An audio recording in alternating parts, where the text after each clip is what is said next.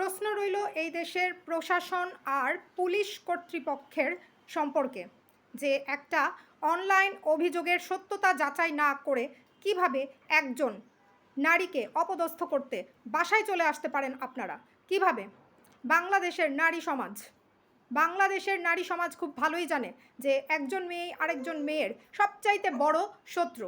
সেখানে আপনারা প্রশাসনের কাজ করে আপনারা জনগণের সেবক হয়ে এইটুক বুঝতে পারছেন না যে এটা একটা রেষারেষি থেকে ভাড়াটিয়ার মাধ্যমে প্ররোচিত হয়ে তাকে উস্কানোর মাধ্যমে আমার বাচ্চার চিকিৎসা বন্ধ করার জন্য এবং আমাকে ঢাকা থেকে সরানোর জন্য একটা ষড়যন্ত্র করে এই অভিযোগ সৃষ্টি করা হয়েছে।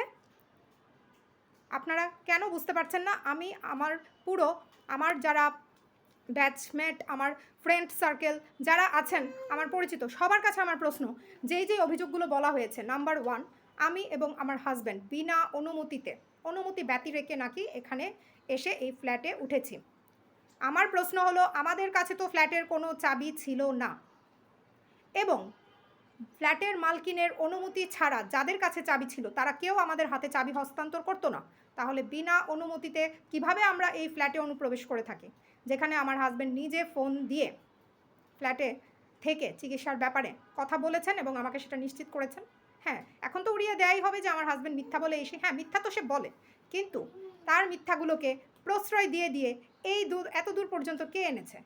আমি যখন ডিভোর্স নিতে চাইতাম আমাকে আটকানো হয়েছে এবং তাকে বোঝানো হয়েছে যে সেই লোক ছাড়া আমার আর আসলে গন্তব্য বা যাওয়ার মতো কিংবা সাপোর্ট পাওয়ার মতো কেউ নাই।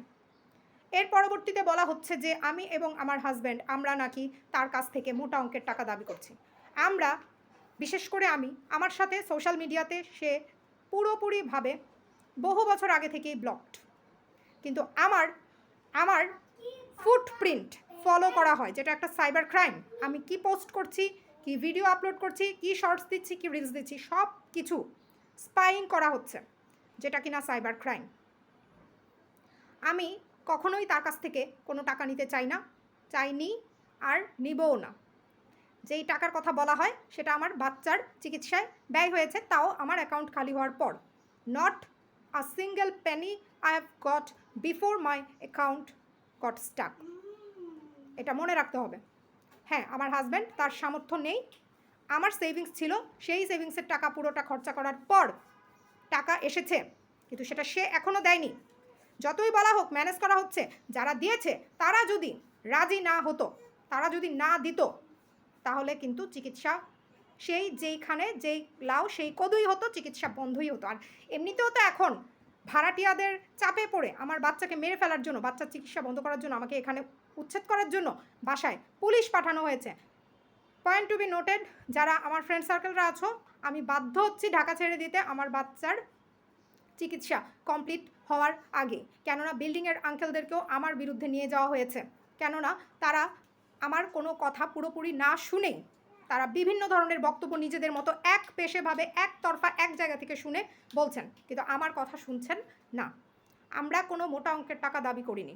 যেই টাকা যারা দিয়েছে তারা ঘটনা পরিস্থিতি পর্যবেক্ষণ করে সব জেনে বুঝে নিজেরা দিয়েছেন। আমি কিন্তু কারো কাছ থেকেই টাকা নিতে চাইনি। আমি আবারও বলছি, আমি আত্মমানবিক সাহায্যের আবেদন করতে চেয়েছিলাম, সেখানেও আমাকে বাধা দেওয়া হয়েছিল। আমি নিজের পছন্দে বিয়ে করে নিজে এখানে ব্যাক করিনি, যেটা পুলিশকে দিয়ে বলানো হয়েছে যে আমি ব্যাক করেছি। No, never. আমার বিয়ের পর থেকে, ইনফ্যাক্ট আমি এই বাসা ছাড়ার পর থেকে যতদিন ব্রাহ্মণবাড়িয়ায় ছিলাম, আমাকে আনানো হয়েছে, ফোন দিয়ে আনানো হয়েছে, প্রতিবার আমাকে আনানো হয়েছে। আমার বাচ্চাকে অ্যাবর্ট করতে বলা হয়েছিল, আমার বাচ্চাটাকে বাঁচতে দিচ্ছে না, সে এত যুদ্ধ করে এইটুক আসছে, তার চিকিৎসা বন্ধ করে দেওয়া হচ্ছে তাকে মেরে ফেলার জন্য। যেই বাচ্চা আমার পেটে থাকতেই মেরে ফেলতে চেয়েছিল, তাকে মেরে ফেলার জন্য আজকে পুলিশ পাঠিয়ে আমাকে এই বাসা থেকে বের করার জন্য সমস্ত ব্যবস্থা করে ফেলা হয়েছে, শুধুমাত্র এই ভাড়াটিয়াদের জায়গা দেওয়ার জন্য।